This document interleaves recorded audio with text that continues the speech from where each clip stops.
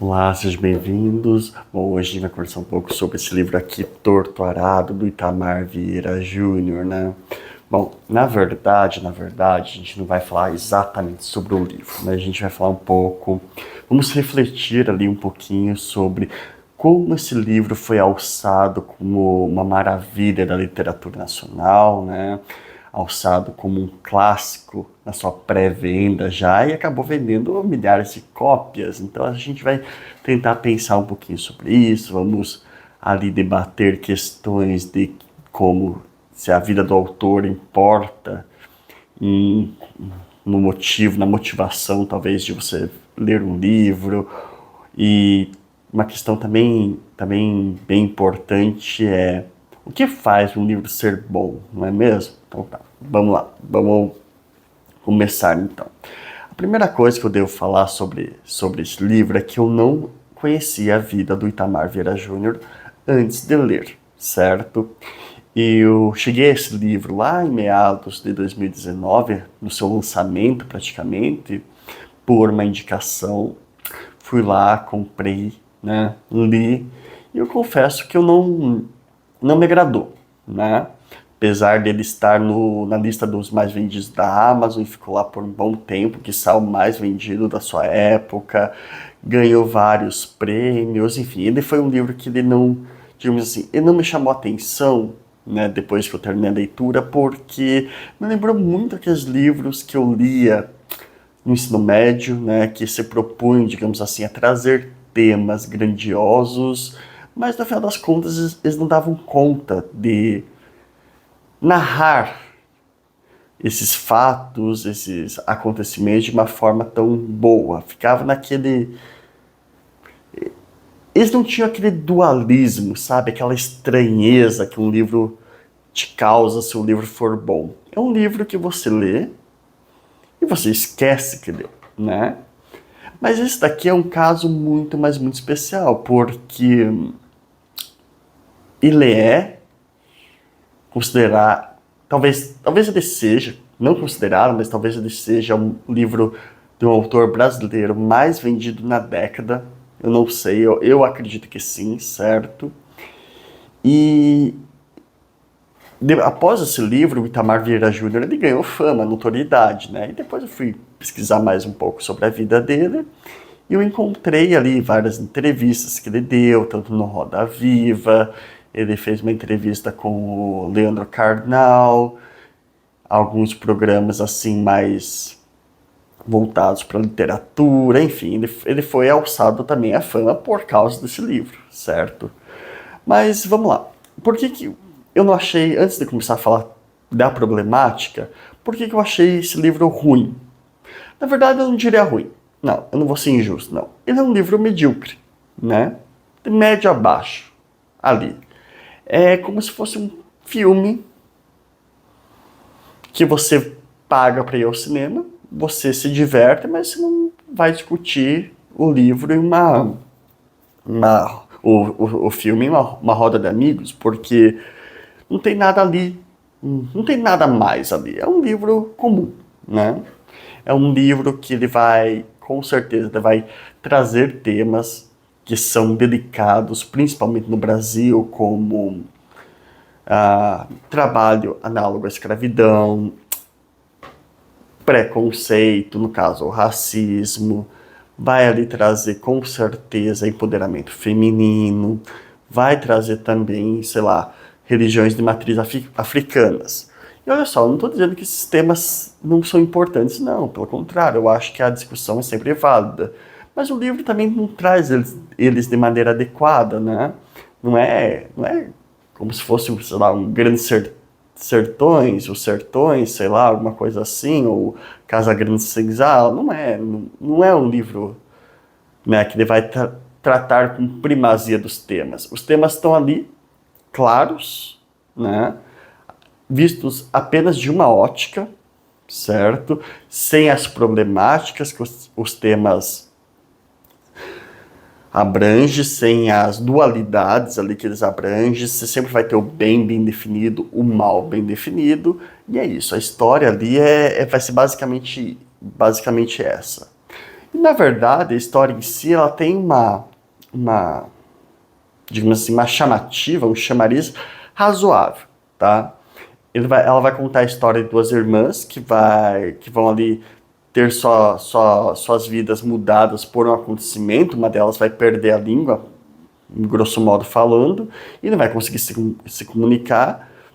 E é isso, né? Elas vão ter os percalços ali, vão explicar como é a vida em um regime meio que análogo à escravidão, a vida difícil, a vida do oprimido, né? Esse termo, ele, apesar de não aparecer, ele é bem chamativo no livro, né?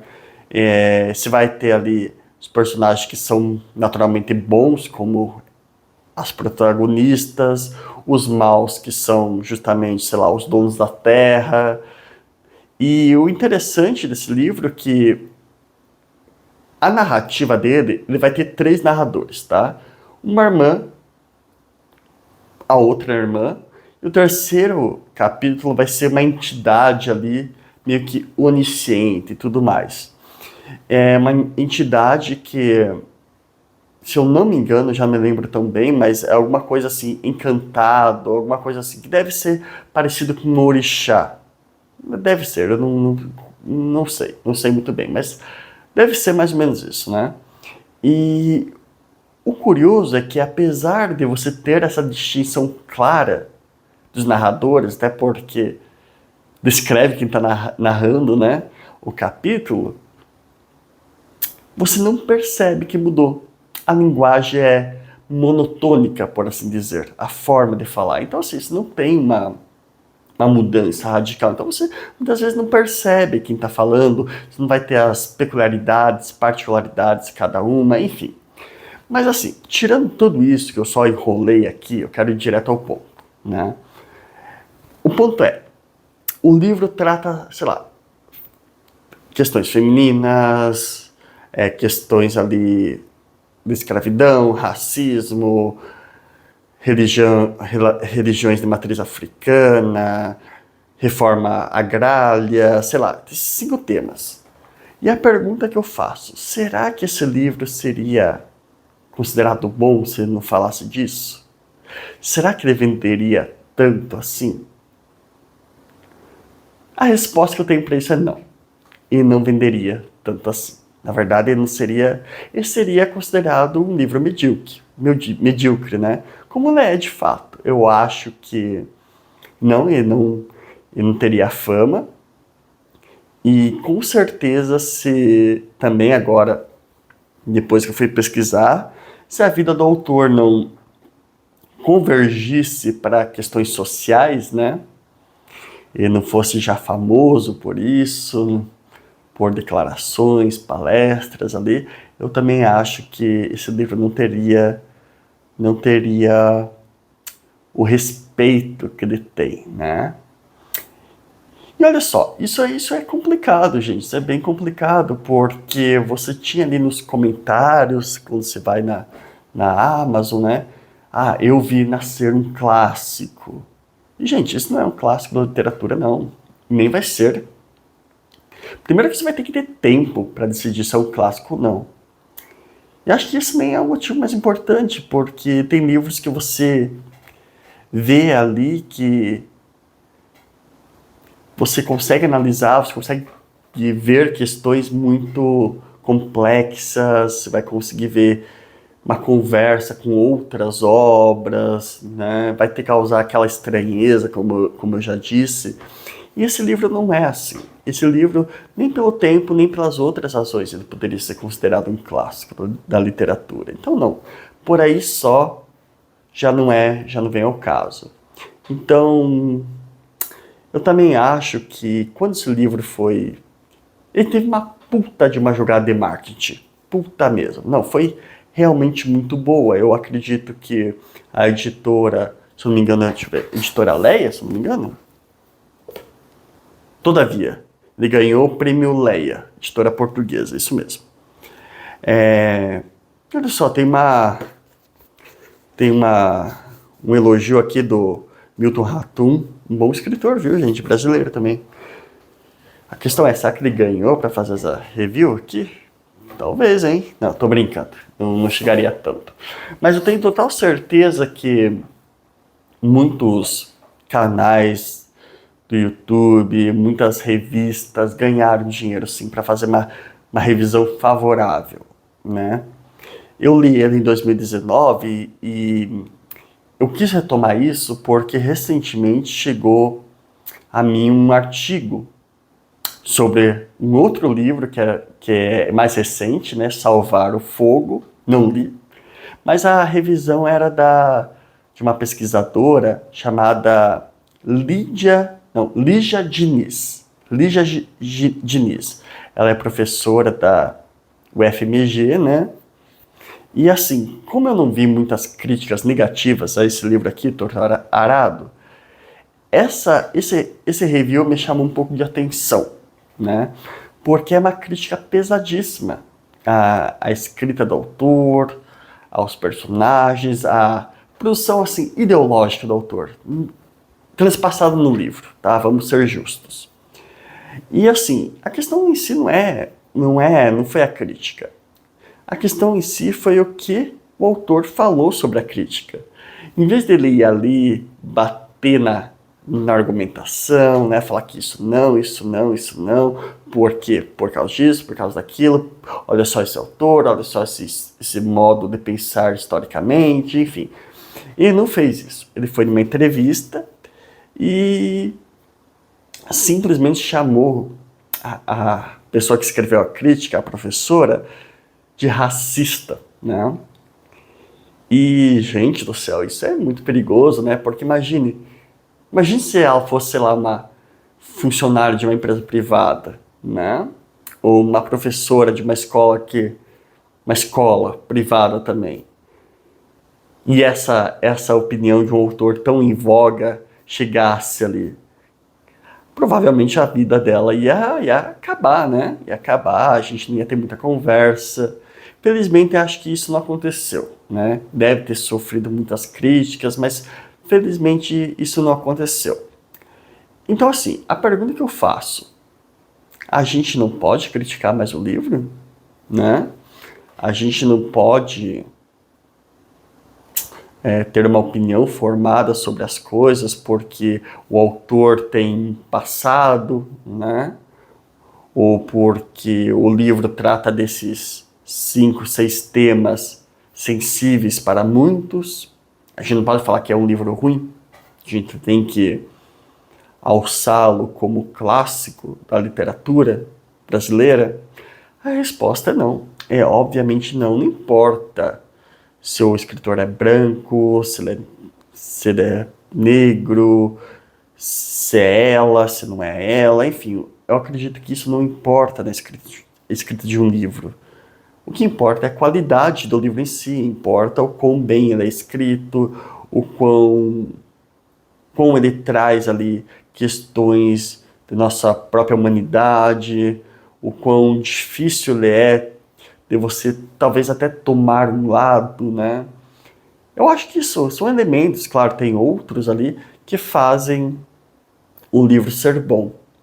E a questão é, a gente deveria, né, no caso, eu tenho total certeza que muitas pessoas leram o livro por causa da temática, no sentido que ouviram a temática, ouviram que o livro é um panfleto, ouviram que o livro ele é necessário, né, bem entre aspas, né, necessário, acho que não é. E as pessoas leram isso, ou até mesmo conheciam a vida do autor, que é um autor ali que teve sua graduação, seu mestrado, acredito que seu doutorado em questões de urbanização, enfim, questões mais voltadas ao social. É um autor que tem uma ligação direta com o governo, né? Então, assim, a gente deveria escolher um livro por causa disso, né? Talvez sim. Talvez a gente deveria escolher um livro por causa disso apenas para conhecê-lo, mas a gente deveria gostar por causa disso ou dizer que gostamos por causa disso? Aí não, meu amigo, aí já está extrapolando muito, né? Porque, por exemplo, ele, com certeza, claro, ele é um autor negro, né? Mas assim, só porque ele é negro não faz dele um bom escritor, né? Só porque o cara é branco, não faz ele um bom escritor. Só porque o cara é de esquerda, não faz um bom escritor, assim como é muita verdade que só porque ele é de direita também não faz ser um bom escritor. Simples assim. Não existe uma discussão nisso. Até porque se a gente pegar talvez o maior escritor com certeza, o maior escritor da literatura brasileira, Machado de Assis, ele era negro, pobre e epilético, né? Então, o que seria dele hoje em dia? Será que as pessoas... Se ele tivesse escrito os mesmos livros hoje, eu tenho total certeza que ninguém ia gostar. Na verdade, acho que iriam boicotá-lo, né? Sei lá, se pegar Isaú e Jacó, um pequeno romance ali, né? E trata, com certeza, do conflito entre irmãos. Gente, isso é quase que bíblico. Se trouxesse esse tema hoje, da maneira que ele trouxe, com certeza não iria dar certo. Pegue Dom Casmurro para ver, né? Um dos maiores livros ali que até hoje tem a grande questão da traição ou não, da Capitu. É um livro fantástico, que hoje talvez não seria bem visto. Muitos autores que escrevem coisas muito, muito boas não são bem vistos. Sofrem boicotes, não recebem prêmios. Até mesmo o prêmio Nobel de literatura, ele é, de certa forma, ele é um prêmio político. Ele não é um prêmio mais pela qualidade da obra em si. Então isso é realmente muito complicado, né? Mas enfim, agora só para terminar aqui, não é um tipo de vídeo que eu gosto de estar fazendo, mas eu acho que é um vídeo interessante para a gente pensar, porque realmente é uma coisa que eu não entendi como esse livro foi alçado no pedestal que está. Eu acho, tenho total certeza, que é por causa dos temas que ele tratou e por causa do autor, né? Por causa do tempo que a gente vive. E é isso, é uma coisa muito complexa, porque, poxa, a gente tem livros tão bons por aí, que poderiam estar ali na listinha de mais vendidos da Amazon, ali, que não estão. E a gente acaba escolhendo um livro por viés, né? Fazer o quê, né? Não que a gente não deva deixar de ler, não, gente. Talvez a escolha dos nossos livros sejam todas por viés, eu não posso negar isso, porque tem autores que eu gosto mais, outros que eu gosto menos, mas apesar de eu gostar do autor ou desgostar dele, isso não me impede de fazer uma análise mais crítica da obra, certo? Não me impede de ver a qualidade da obra. Isso acontece em várias, né, obras, vários poemas, vários romances.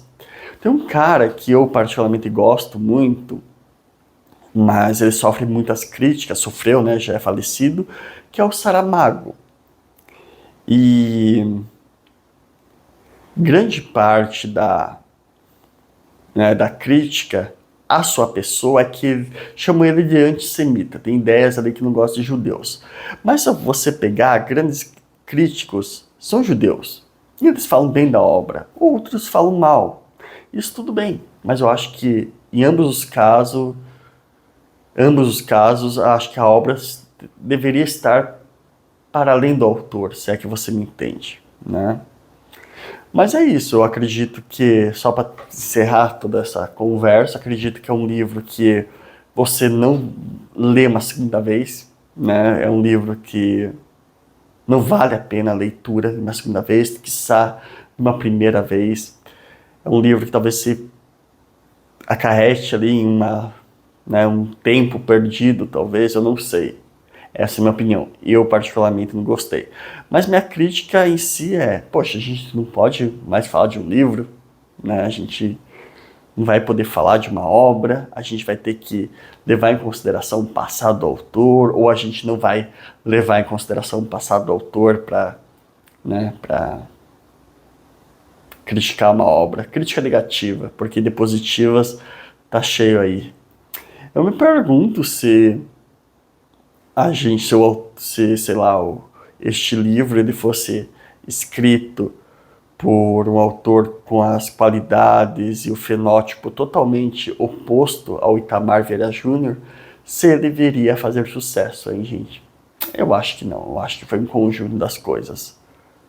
E além de que, só já encerrando aqui, depois eu fui ver algumas entrevistas do autor e, gente do céu, ele parece um cara meio mesquinho, né, que não sabe o que fala, uma pessoa que dotada de pouca cultura, uma pessoa que leu pouco, apesar de ser um escritor, ou leu mal, né? E é isso, eu realmente não gostei do livro, e minha crítica maior é que esse livro é ruim e as pessoas acham que é bom, né? E é isso. Semana que vem, se você ficou até aqui, você merece saber, eu vou fazer uma análise ali do... Cadê o bichinho? Esse daqui, que é do Philip Roth, é um box aqui que tem 4 romances, né? Um box intitulado América, de Philip Roth, e a gente vai tentar falar dos 4, um vídeo para cada, mas eu vou começar falando da marca humana, que é um tema bem relevante também, gente. Então até a próxima.